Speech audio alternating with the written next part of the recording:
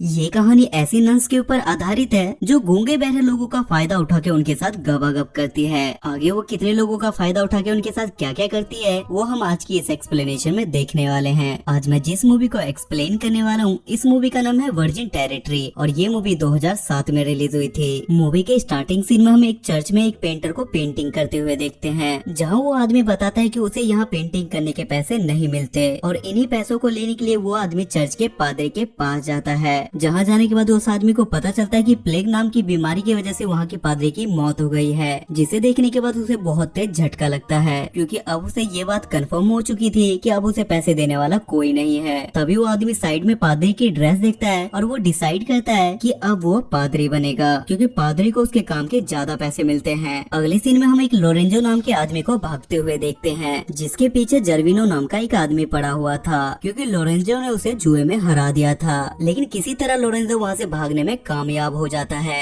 लेकिन जर्मिनो अपने आदमियों को ऑर्डर देता है कि मुझे किसी भी हालत में लोरेंजो की लाश चाहिए। दूसरी तरफ हम देखते हैं कि लोरेंजो के दोस्त उसे भागने में उसकी मदद कर रहे हैं और वो लोग मिलकर उसे एक घोड़ा दे देते हैं। उसके बाद अगले सीन में हम रानी पैम्पेनिया को देखते हैं जो अपने मॉम डैड के लिए प्रे कर रही थी क्योंकि रिसेंटली प्लेग नाम की बीमारी से उसके भी मॉम डैड की डेथ हो गई थी। तभी उसके पास जर्मिनो आता है और वो उससे पूछता है कि अब तुम क्या करोगी, जिसपे वो बोलती है कि मैं रूस के राजकुमार से शादी कर लूंगी। तब जर्विनो अपनी औकात दिखाता है और वो पैम्पेनिया से कहता है कि तुम्हारे डैड के ऊपर मेरा बहुत ज्यादा कर्जा था और अब उनके डेथ के बाद उनकी सारी संपत्ति पे मेरा हक है और अगर तुम चाहती हो कि मैं ये सारी प्रॉपर्टी ना लूं तो तुम्हें मुझसे शादी करनी पड़ेगी। उसके बाद एक बार फिर से सीन शिफ्ट होता है और उसके बाद हम लोरेंजो को फिर से एक बार भागते हुए देखते हैं। तभी रास्ते में उसे एक आदमी मिलता है जो अपने साथ एक डेड बॉडी लेके जा रहा था। तब लोरेंजो उससे पूछता है कि ये मरा हुआ आदमी कौन है और ये कैसे मरा। तब वो आदमी लोरेंजो को बताता है कि यह गूंगा बहरा एक माली था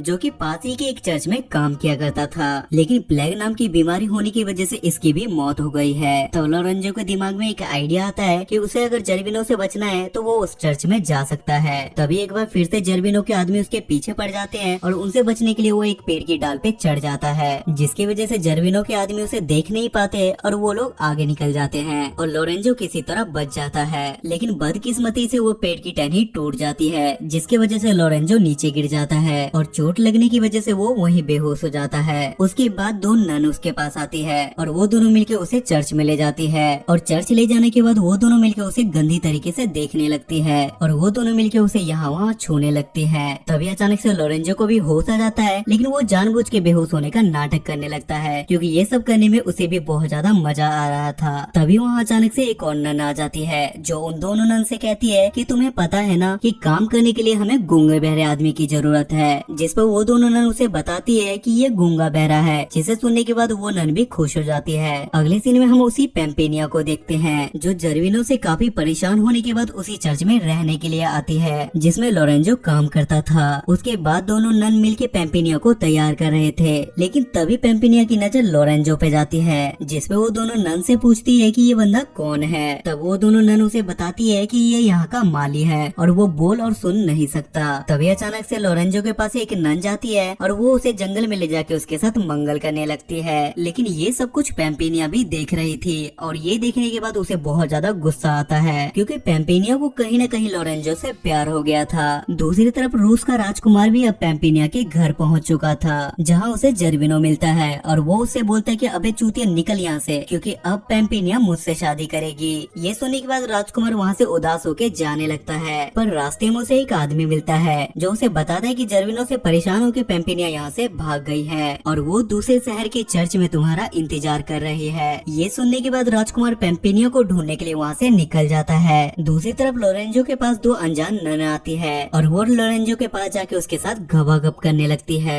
पैम्पेनिया अब अंदर से बहुत ज्यादा टूटने लगी थी क्योंकि वो चाहती थी कि लोरेंजो के साथ कोई गवागप ना करे, जिसकी वजह से वो लोरेंजो पे नजर रखने लगती है। लेकिन एक दिन वो लोरेंजो को गलती से गाना गाते हुए सुन लेती है, जिसकी वजह से पैम्पेनिया एक प्लान बनाती है और वो एक दिन लोरेंजो के पास जाके उसकी आंखों पे पट्टी बांध के उसे किस करने के लिए बोलती है, जिसके बाद पैम्पेनिया उससे बोलती है कि मैं तुमसे प्यार करती हूँ और मैं तुमसे शादी भी करना चाहती हूँ। लेकिन आग ढका होने की वजह से लोरेंजो उसे पहचान नहीं पाता, जिसके बाद पैम्पेनिया वहाँ से चली जाती है। लेकिन चर्च से वापस जाने से पहले पैम्पेनिया एक नन को बता देती है कि लोरेंजो गूंगा बहरा नहीं है, बल्कि वो गूंगा बहरा होने का नाटक कर रहा है और मैंने उसे गाना लगाते हुए देखा था। जब नन को इस बात के बारे में पता चलता है तो वो लोरेंजो को काम से निकाल देती है, जिसकी वजह से लोरेंजो रोड पे आ जाता है और पेम्पेनिया को वहाँ से जाता हुआ देख के लोरेंजो उससे बोलता है कि मेरे पास कोई घर और रहने के लिए कोई जगह नहीं है और ना मेरे पास कोई नौकरी है जिसकी वजह से मैं अपना गुजारा कर सकूं। और वो पेम्पेनिया से रिक्वेस्ट करने लगता है, जिसके बाद पेम्पेनिया उसकी बात मान लेती है क्योंकि पेम्पेनिया भी वही चाहती थी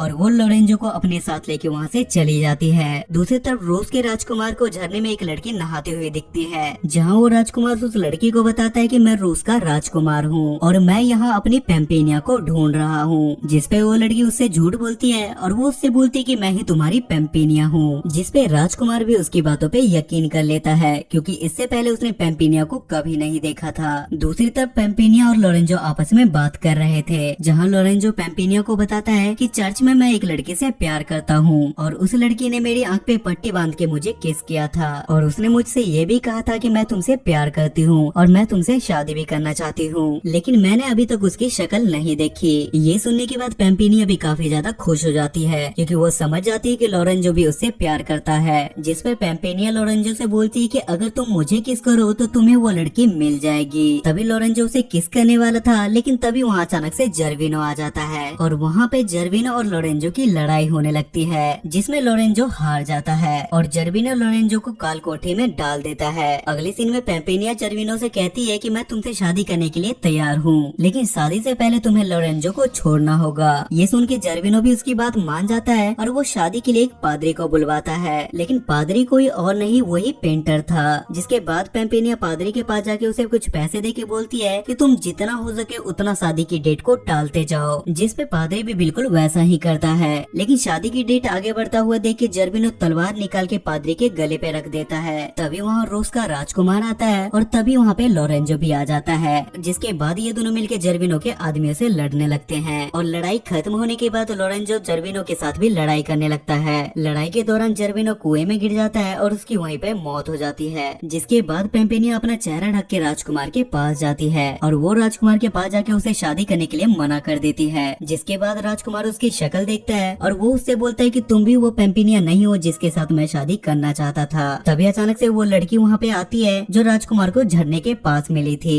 और वो उस राजकुमार के पास चली जाती है। दूसरी तरफ लोरेंजो भी बोलता है कि मैं उसी लड़की से शादी करूंगा जिसने मुझे चर्च में किस किया था। जिसके बाद पेम्पेनिया लोरेंजो को किस करती है और लोरेंजो भी समझ जाता है कि पेम्पेनिया ही वो लड़की है जिससे वो प्यार करता है। जिसके बाद पादरी इन सब की शादी करा देता है और कुछ इसी तरीके से ये मूवी यहाँ पे खत्म हो जाती है। सो गाइस, आई होप कि आपको आज की एक्सप्लेनेशन पसंद आई होगी और इस मूवी की IMDb रेटिंग है 4.8 स्टार्स आउट ऑफ 10 और इसे गूगल यूजर ने 77% लाइक किया है। अगर आपको एक्सप्लेनेशन पसंद आती है तो मेक श्योर आप मेरे चैनल को सब्सक्राइब करके बेल नोटिफिकेशन जरूर ऑन करना। तब तक के लिए स्टे सेफ, स्टे